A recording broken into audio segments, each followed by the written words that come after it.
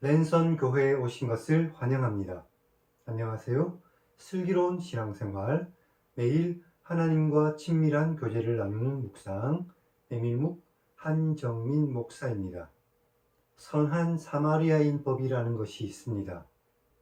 다른 사람이 응급 상황이나 위험한 상황에 처했다는 것을 인지했을 때 본인이 크게 위험하지 않을 경우에는 다른 사람을 위험으로부터 구조해야 할 의무를 부여한 법률입니다. 이 법은 일반인들이 적극적으로 구조활동에 참여할 수 있도록 하는 취지로 만들어졌습니다. 미국의 대다수 주와 프랑스, 독일, 일본 등에서 시행되고 있다고 하죠. 아직 우리나라에서는 이 법이 시행되지 않고 있습니다. 하지만 이 법이 시행되건 시행되지 않건 우리는 선한 사마리아인처럼 살아가야 합니다. 야고보 사도는 사람이 선을 행할 줄 알면서도 행하지 않으면 그것은 죄라고 선언했습니다. 강도당한 사람을 도왔던 선한 사마리아인처럼 우리도 이 세상 속에서 다른 사람을 돕고 하나님의 선하심을 드러내며 사는 그런 그리스도인들이 되어야 할 것입니다. 메밀묵을 통해 하나님의 말씀을 읽고 이 세상 속에서 선한 삶을 살아가기를 원하시는 하나님의 뜻대로 살아가는 복된 그리스도인들이 다 되시기를 주님의 이름으로 축원합니다. 우리는 지난 시간 민수기 29장을 읽었습니다. 하나님께서 나팔절과 속죄일과 장막절에 제사 드리는 규례에 대해서 말씀하셨던 것을 기억합니다. 오늘은 민수기 30장을 읽겠습니다. 하나님께서 서원에 관한 규례에 대해서 말씀해 주셨습니다. 그럼 성경을 읽겠습니다.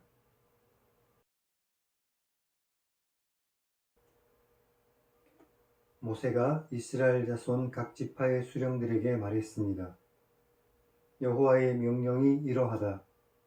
사람이 여호와께 서원하였거나 결심하고 서약하였으면 깨뜨리지 말고 그가 입으로 말한 대로 다 이행할 것이다.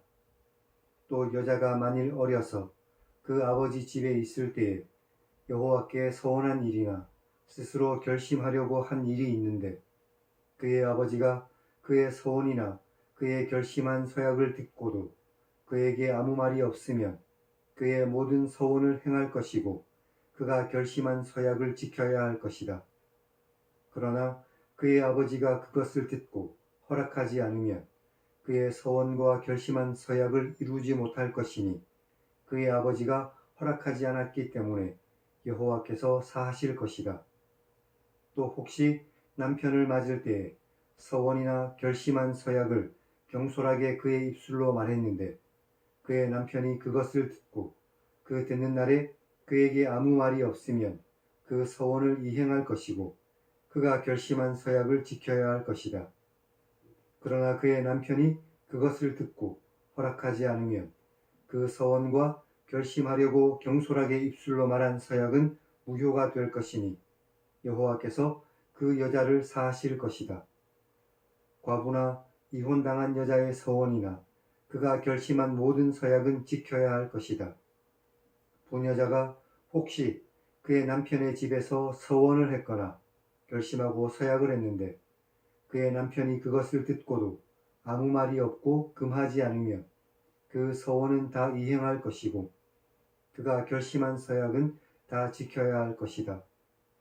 그러나 그의 남편이 그것을 듣고 무효하게 하면 그 서원과 결심한 일에 대하여 입술로 말한 것을 아무것도 이루지 못할 것이니 그의 남편이 그것을 무효로 했으니 여호와께서 그 부녀를 사하실 것이다. 모든 서원과 마음을 자제하기로 한 모든 서약은 그의 남편이 그것을 지키게도 할 수 있고 무효하게도 할 수 있으니 그의 남편이 여러 날이 지났는데도 아무 말이 없으면 아내의 서원과 스스로 결심한 일을 지키게 하는 것이니 이것은 그가 그것을 듣고도 그의 아내에게 아무 말도 하지 않았기 때문에 지키게 되는 것이다. 그러나 그의 남편이 듣고 얼마 후에 그것을 무효하게 하면 그가 아내의 죄를 담당할 것이다. 이것은 여호와께서 모세에게 명령하신 규례니 남편이 아내에게, 아버지가 자기 집에 있는 어린 딸에 대한 것입니다.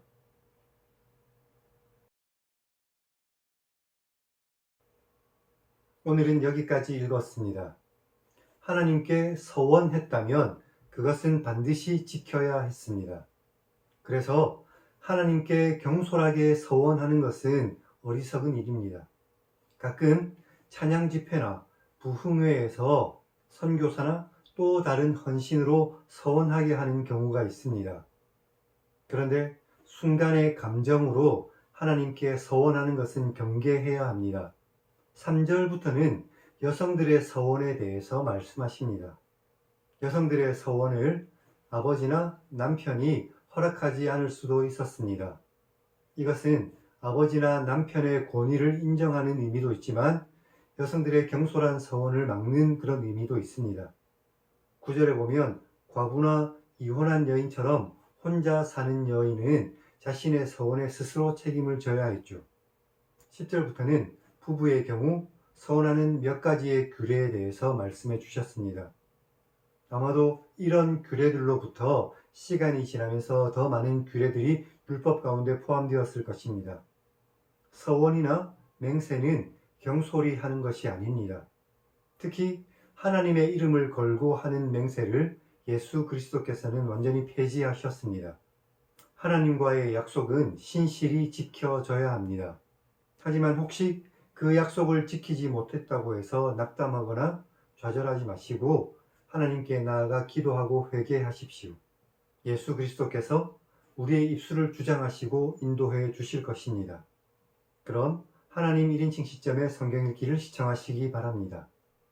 경솔하지 않고 신중하게 신앙생활하면서 하나님과의 약속을 반드시 지키는 하나님의 백성을 기뻐하시는 하나님을 만날 수 있습니다.